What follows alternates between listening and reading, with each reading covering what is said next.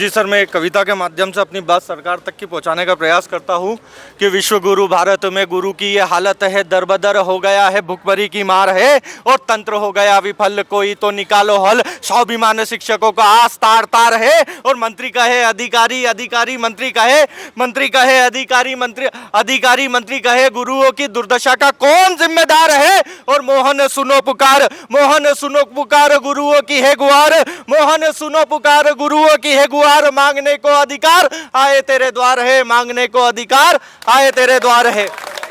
मैं हमारे माननीय मुख्यमंत्री तक की हम सभी शिक्षकों की वेदना लेकर पहुंचे हैं, हम सभी कि हमने 2 साल हो चुके हैं कड़ी मेहनत के बाद में, एक नहीं 2 क्वालिफाइंग एग्जाम, पहले सिलेक्शन का पेपर निकाला और उसके बाद में क्वालिफाइंग पेपर निकालने के बाद सिलेक्शन का पेपर निकाला और उसके बाद भी हमको नियुक्ति प्रदान नहीं की जा रही है, जबकि हमारा डॉक्यूमेंट वेरिफिकेशन हो चुका है।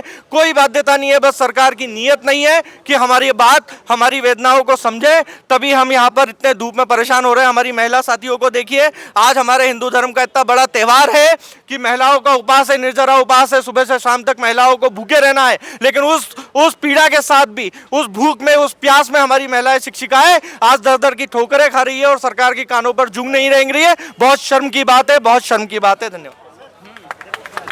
तो हर बार केवल आश्वासन ही दिया जाता है? हर बार आश्वासन दिया जाता है सर।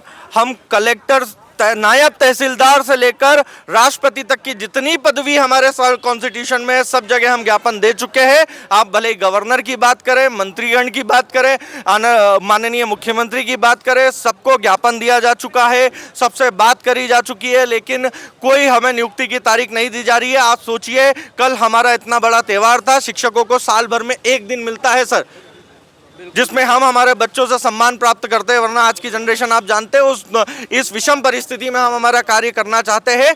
2 एग्जाम निकाल कर बैठे हैं, लेकिन हमें शिक्षक दिवस के इस महापर्व पर भी हमारे घर पर बैठना पड़ा और हमें हमारा स्कूल प्रदान नहीं किया गया, हमारे स्कूल में नियुक्ति नहीं दी गई। और हमारा तो छोड़िए, मैं कहता हूँ सरकार से कि आज जो सरकारी स्कूलों में जो हालत है, आप जाकर देखिए, शिक्षक नहीं है, भवन के नाम पर भवन नहीं है, शिक्षक के नाम पर शिक्षक नहीं है, सारे सरकारी स्कूल खाली पड़े हुए हैं सर।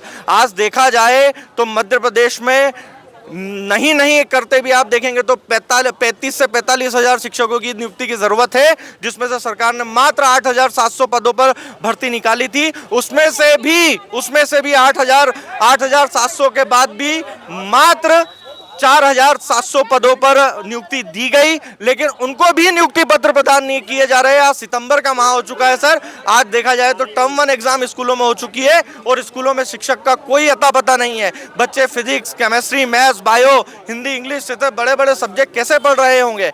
हमें दया आती है, हमें घृणा आती है सरकार से कि सरकार बच्चों के बारे में भी नहीं सोच रही है, हमारे बारे में भी नहीं सोच रही है। सर, हमारा परिवार आज हम भूखमरी की हालत में है। मैंने कविता के माध्यम से अपनी बात रखी और सरकार के कान पे जू नहीं रेंग रही है। मैं चाहता हूँ जल्दी से जल्दी सरकार हमें नियुक्ति दे और आज हम यहाँ से नियुक्ति पत्र लेकर उठेंगे या तो यहाँ से नहीं उठेंगे। हमको अगर आमरण अनशन भी करने की जरूरत पड़ी तो हमारे अध्यक्ष महोदय राहुल जी ने कहा है कि हम आमरण अनशन भी करेंगे। आज सरकार हमें इस बात का जवाब दे, डीपीआई के अधिकारी इस बात का जवाब दे कि आप नियुक्ति पत्र किस तारीख तक की जारी कर रहे हैं। सर, हमें ना ही प्राइवेट में नौकरी मिल रही है, ना सरकारी में नौकरी मिल रही है। सर, हम जाए तो जाए कहाँ, करे तो करे क्या।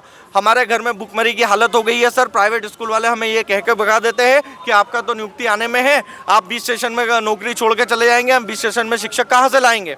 तो वो भी हमें नौकरी पे रखने को तैयार नहीं है। इतने बुरे हाल हो चुके हैं सर।